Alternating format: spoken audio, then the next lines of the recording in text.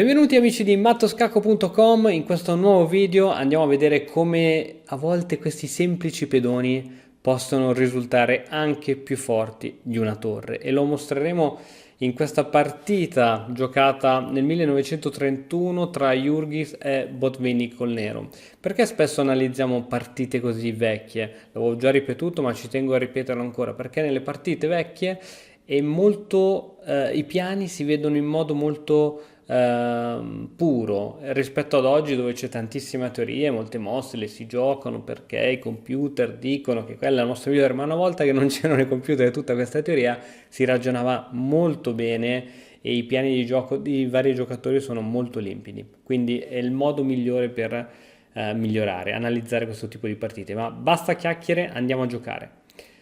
Cavallo F3, gioca il bianco. Cavallo F6, C4. Dalla reti si sta passando a una inglese ipotetica. Cavallo C3, B6.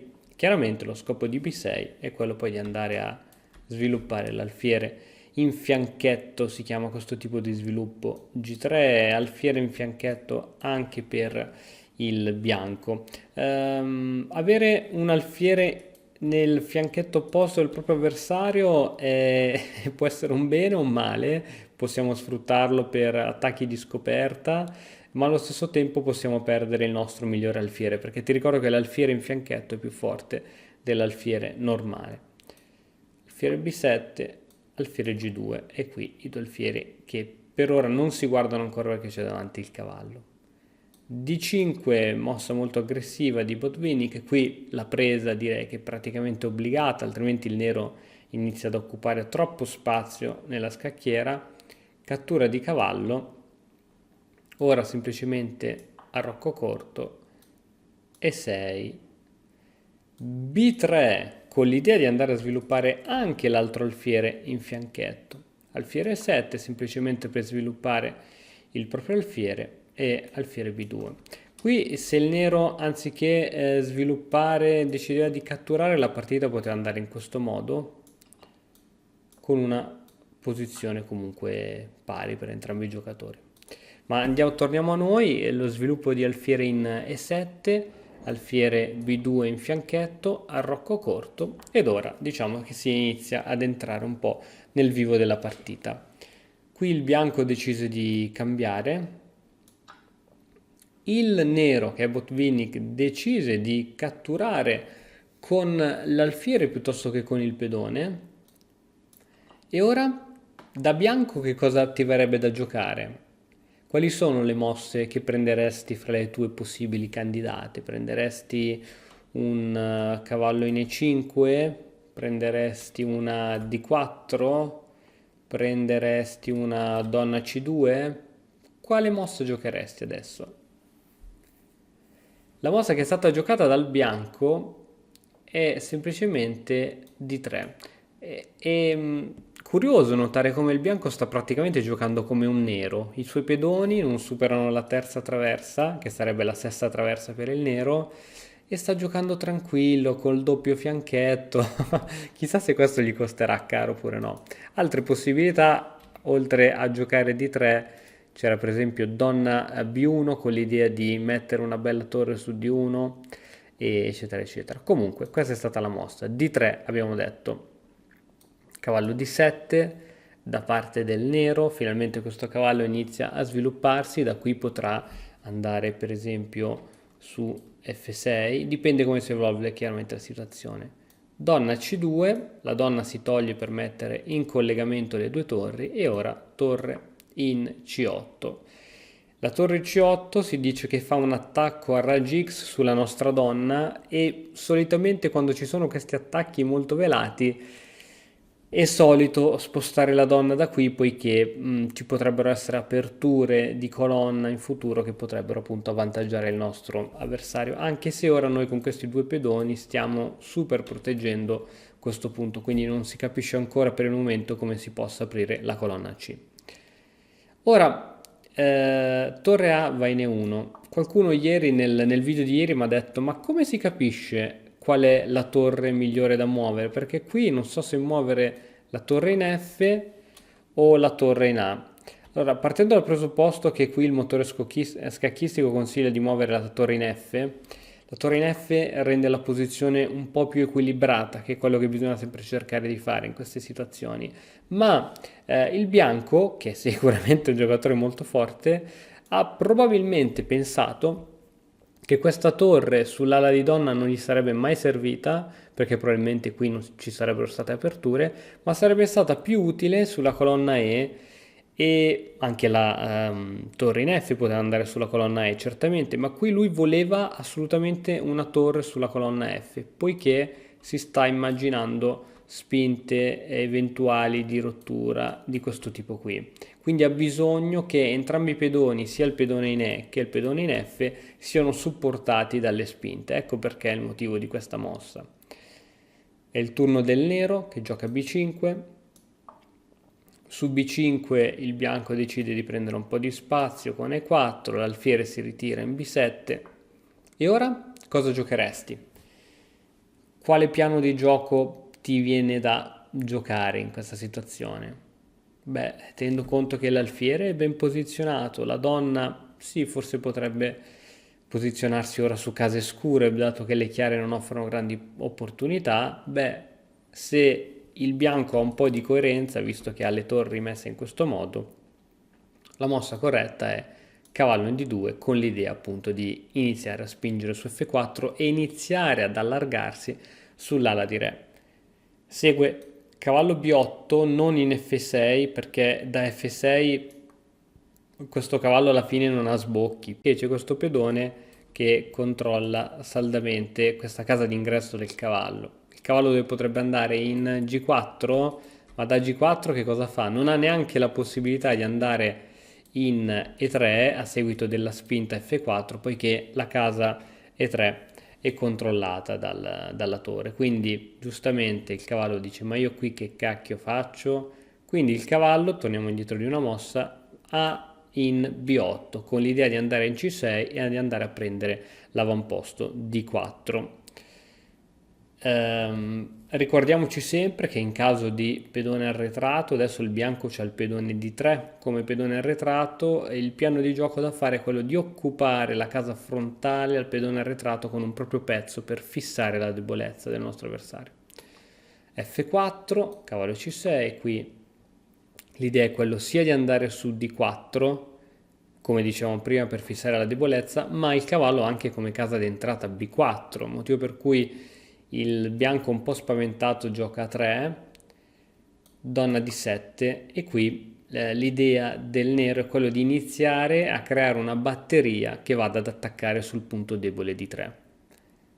Cavallo F3 e ora torre in F va in D8 e finalmente si inizia a creare pressione su questo pedone debole del bianco in D3, segue torre D1 con l'idea di andare un po' a proteggere questo pedoncino e adesso qui Botvinnik gioca subito a 6, forse sì, chiaramente qui c'è un attacco a raggi X su questo pedone, poi seguirà molto probabilmente la spinta di questo pedone, quindi ci saranno 3 attaccanti su questo pedone e 2 difensori, su questo nessun dubbio, ma qui c'era la più forte a 5 seguita poi dal fiere a 6 in modo tale che questo pedone giocava mentre con subito alfiere qui questo pedone è tagliato fuori dal gioco e non può supportare l'attacco sull'ala di donna in nessun modo.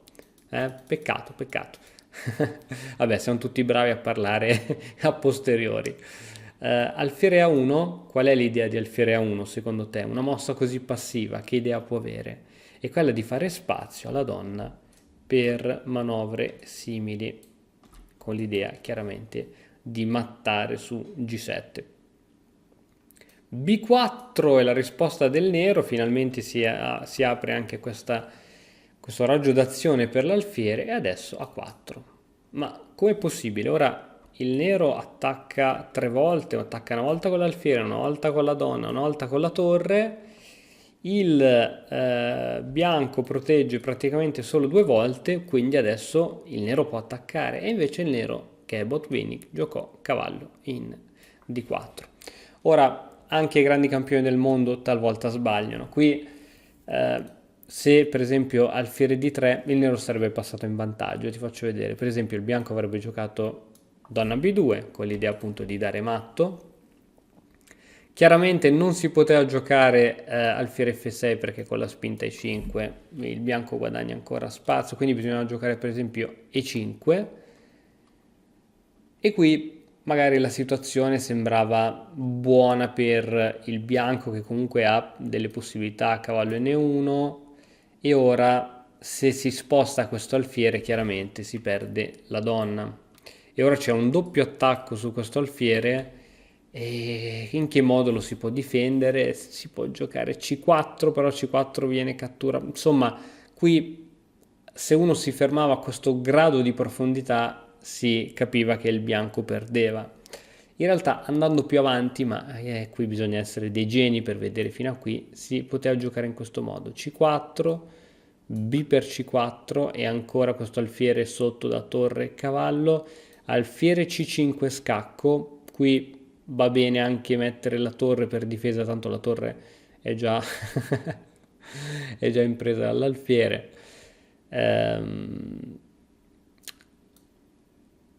Torre F2, alfiere D4 minacciando la nostra donna e qui la migliore continuazione era torre per D3, alfiere per donna, alfiere per alfiere, torre per torre scacco e qui la posizione era superiore nettamente per il nero, però ripeto, solo i geni riescono a vedere fino a qui. Ok, quindi Botvinnik non vide tutta questa continuazione e disse vabbè io gioco cavallo D4 e statemi tutti bene. Donna in B2, qui il bianco non si arrende, crea comunque questa batteria di alfiere e donna con l'idea sempre di creare un attacco di matto su G7 e questi attacchi spesso fanno male, bisogna comunque prendere provvedimenti prima che sia troppo tardi. Alfiere F6, scusami, alfiere F6 spinge il bianco a giocare E5 e alfiere 7. Cavallo per D4, C per D4. Ora non si capisce bene in che modo si può muovere il bianco, poiché intanto c'è questa bellissima colonna aperta C e questi pedoni del nero in effetti controllano molto bene case importanti. E la colonna è chiusa, chiaramente il nero qui ha un piccolo vantaggio posizionale.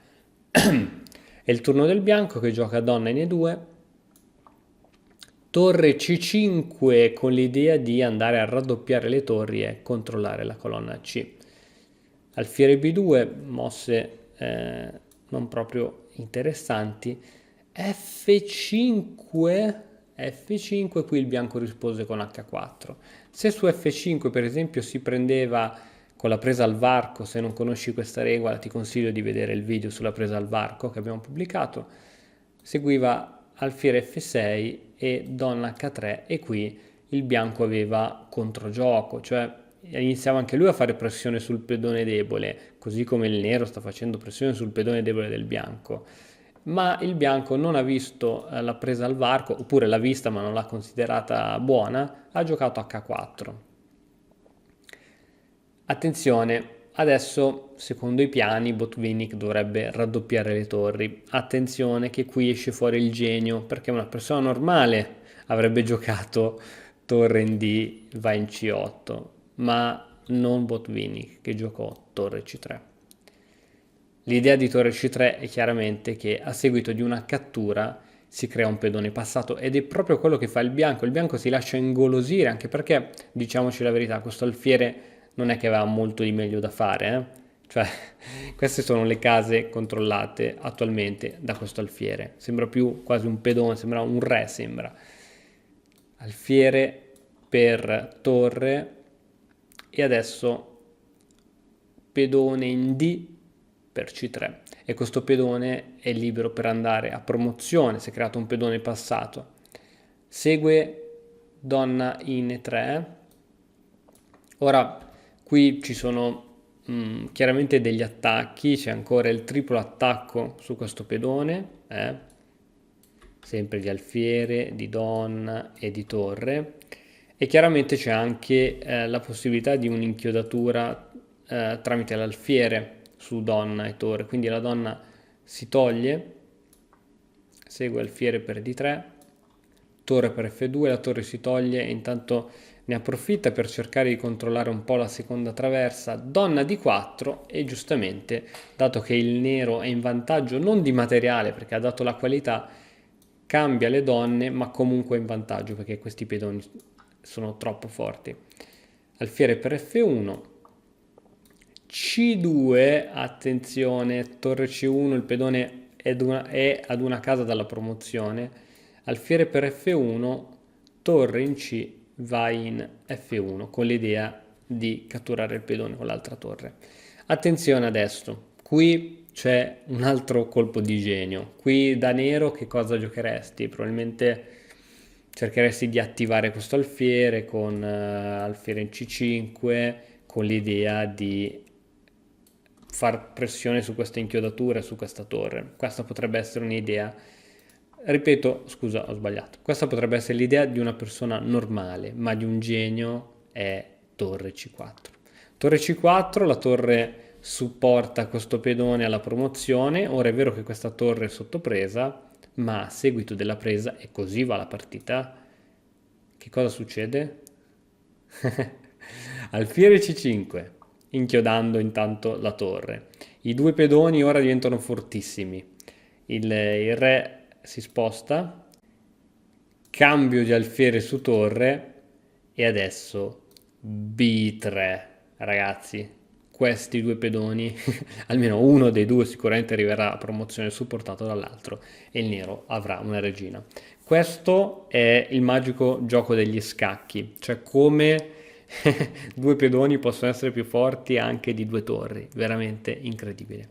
Bene, spero che anche il video di oggi ti sia piaciuto, come al solito ti invito a lasciare un like, un commento e iscriverti al canale se ancora non l'hai fatto. Noi ci vediamo domani con un altro bellissimo video. Ciao! E ora per continuare che cosa posso fare? Beh, innanzitutto ti consiglio di iscriverti al nostro canale in modo tale da non perderti le nuove video lezioni. E poi puoi vedere il video che è stato più cliccato in questa settimana. Ci vediamo, ciao!